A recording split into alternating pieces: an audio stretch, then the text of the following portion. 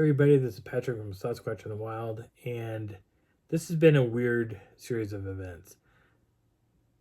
The first video I did that showed the night vision thing with the weird looking face and the flying orb thing, when I uploaded that video, it took roughly about an hour and 30 minutes to upload that. That second video was supposed to go out on Wednesday. I started it on Wednesday. It took literally 3 days to get to 80%. And I said, that's it. And I killed it. It would not take the video. And I'm like, what's going on?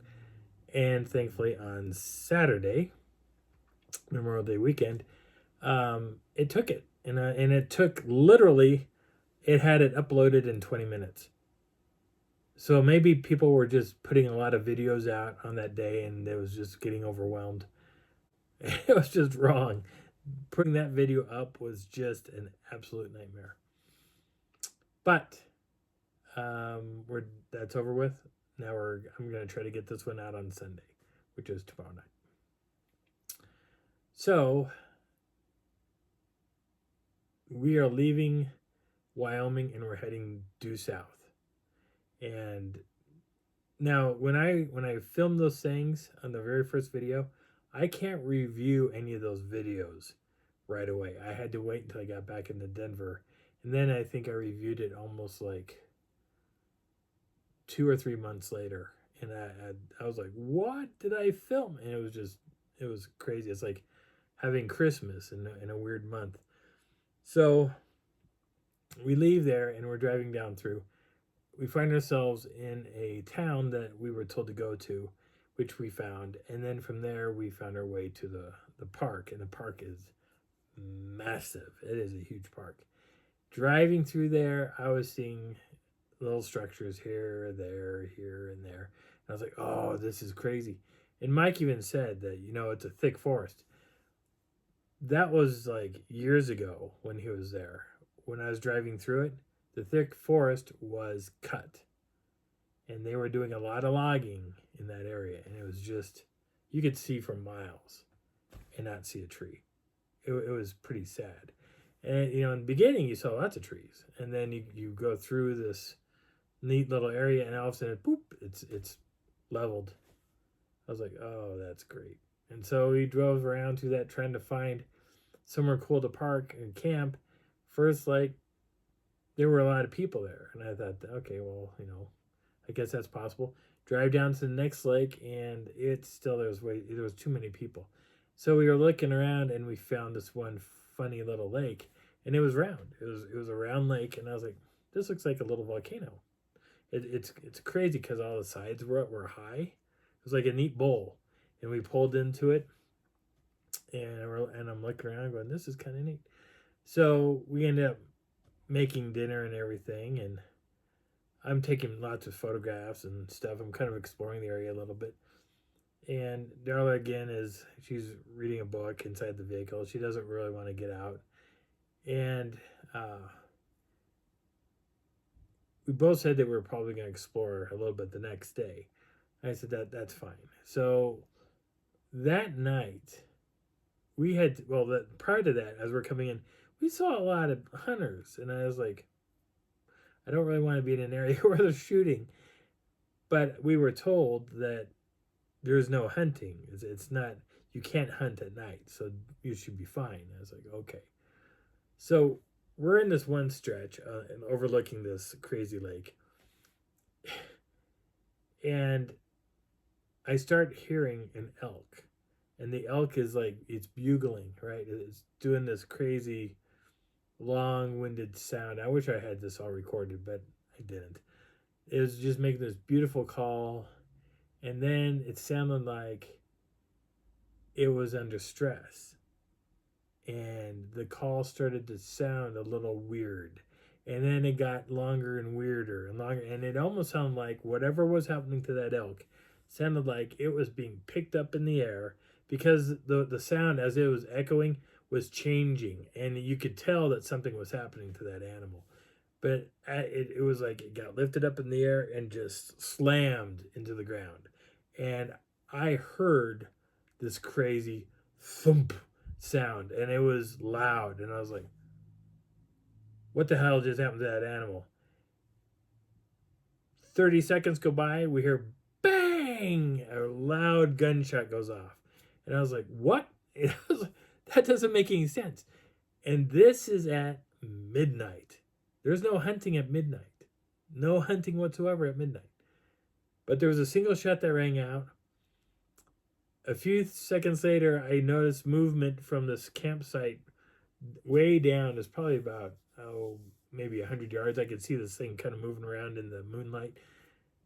Flashlights are on. It runs out, jumps onto an ATV, starts it up, and you can see this ATV take off.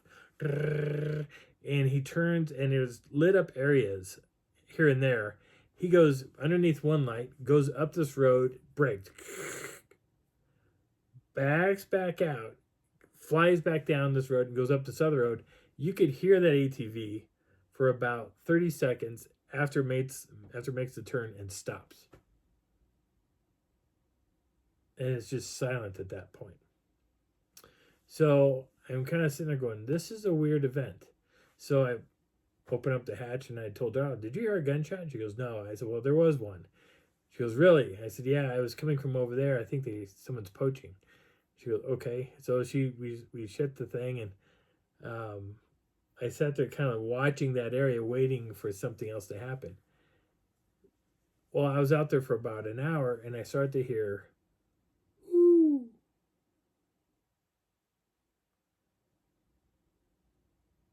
I was like, where's this coming from? And then I hear another, whoo. And whatever this is, again, like when I was camping with Brian, it was like someone was walking along and going, whoo.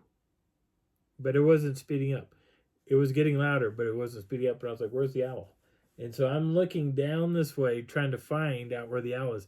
And I can see a pretty good distance. I'm like, why don't I see where the so-called owl is? And whatever this is coming closer to me. And I can hear, whoo. And I was like, where's the owl? So I get up and I move around. And I get away from the car. And I'm kind of walking into that direction where the hooting is. I walk probably about 15, 20 yards away from the car. Still looking around, and I can still hear, whoo. And it's like it already passed me. And it's in the darkness and walking away.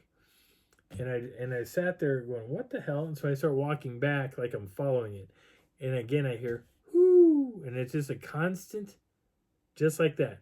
No other pitches, no other, whoo. There's none of that. It's just a constant, whoo, until it gets to a certain point, and then it stops. And I don't hear it anymore. I'm like, that's weird. So I go back to the car. And it sounds like something has entered the lake. Now, I can see parts of the lake. I can't see all the lake. And there's a stretch that I got the camera up, and I'm kind of filming. I'm shooting down into the darkness. And I'm like, what's down there? And I'm trying to get the cameras to set up right so I can take these photographs. And something enters, it's entering the water, and I can hear water displacement. I'm like, okay, that's not a fish doing that. And I can hear it. It's moving along ever so slowly. And the hooting comes back. Now the hooting starts coming from my left, and it's coming back towards me. And I'm like, I'm not leaving. I'm going to watch whatever's going. Because I hope I was going to see something walk through the trees, or walk in between the trees in the water. And I was just sitting there waiting and watching. And you could hear that something is being dragged through the water as something is moving through the water. So to me, it was like he was carrying the elk through the water and dragging it on. And I was like, this is absolutely insanity. And the hooter over here keeps hooting. Woo! And he gets closer, like he's trying to draw my attention. And I was like, I don't care about you. I don't care. I don't want to listen to you no more. Got closer and closer. Now behind me there was like an outbuilding type of deal. And it sounded like he was coming close to that outbuilding. But again, I didn't care. My eyes were focused on there. I had my camera set up, watching that area. Hopefully I could see something displacing water. And it got to a point where it sounded like whatever it was already moved past that spot. So he must have been just out of range, and he moved on past that. But I could hear the water displacement still happening as it was going to my left. And eventually I heard it, like the water, like whatever it was stepping out of the water and then got onto the ground and walked off. And I was like, I didn't get to see it at all.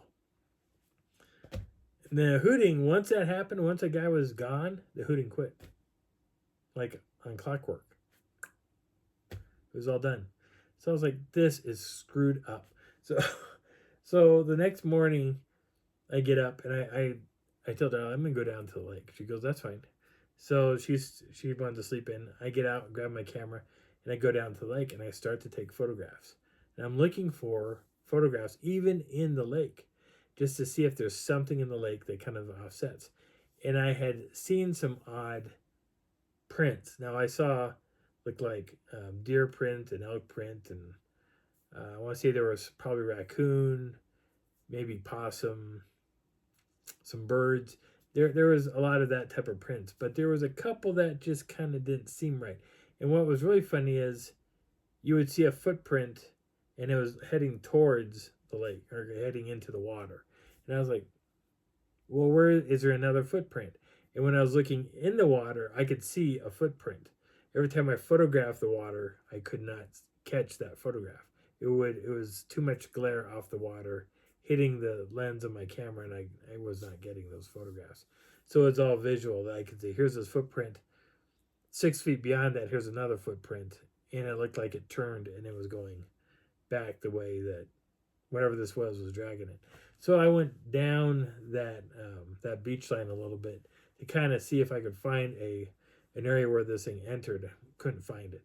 So then I walked back across to the other side. Same thing, was looking around, couldn't find it. I was like, oh. So I took a bunch of interesting photographs of the lake. When it got about 8, 9 o'clock in the morning, there was a cloud overhanging the entire lake area. But by the time the sun came up, that cloud turned into a big ball. And it was cool looking. It was like one giant ball inside the middle of this lake. And it almost looked like it was touching the edges.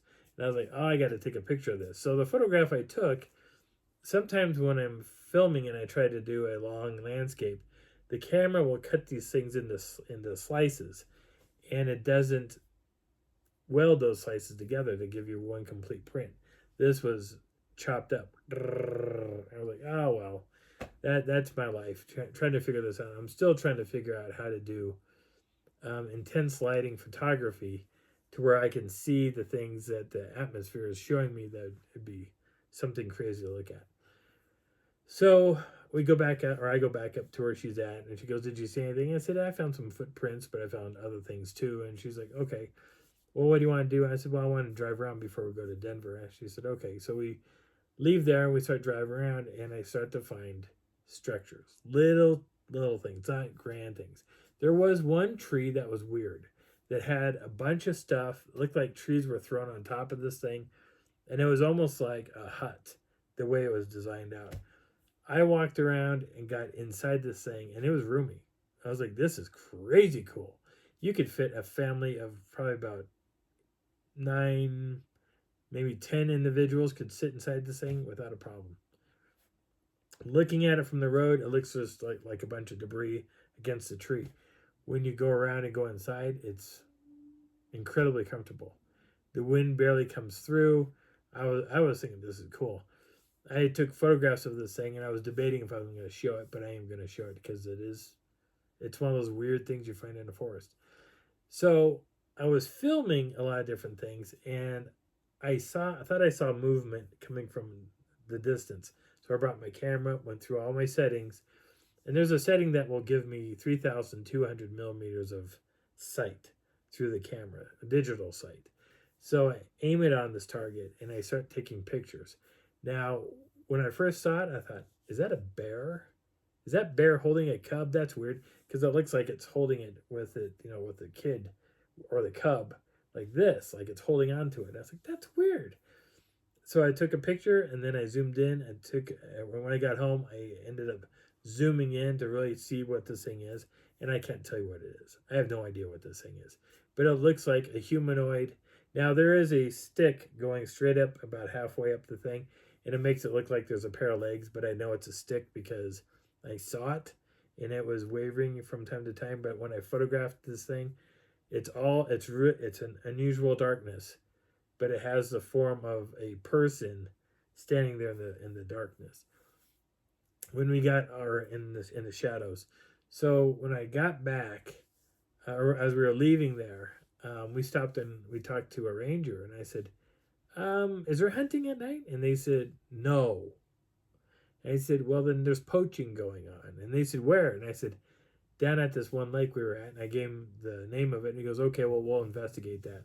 I said, there was like an elk that was making all kinds of crazy noises, and it sounded like it was under a lot of stress. And then I heard a loud thud. I heard like 30 seconds later, I heard a gunshot.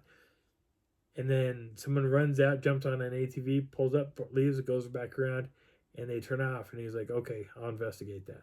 I said, "All right." And so called it good. I didn't care. I don't like poaching. Poaching is a bunch of BS in my eyes.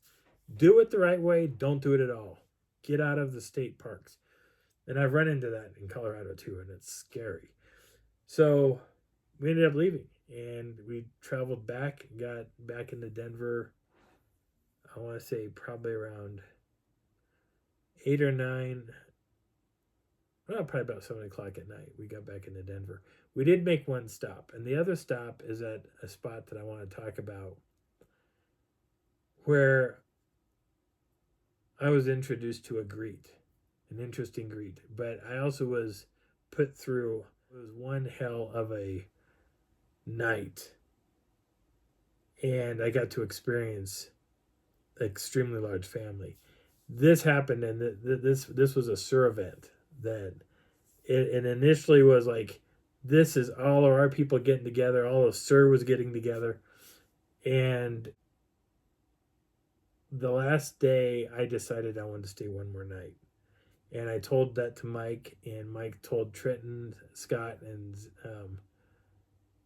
the Yellixes that I was going to stay one more night. And I told them I was going to stay one more night because I had that day off anyway.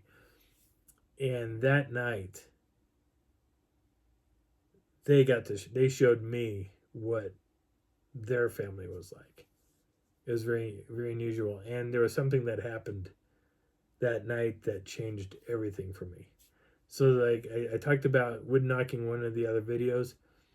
This is the first time I heard a pattern, and the pattern changed for me. That's the second place I've heard a drum off in the woods, and a single boom sound is really, really crazy. But this is the first time I got to experience a cadence, a greet, and an acceptance to a group, a really large group. So my name is Patrick. This is Sasquatch in the Wild, and the next video will start on hopefully Wednesday. We will see. Again, I'll see you later. I hope you're enjoying your journey. My name is Patrick.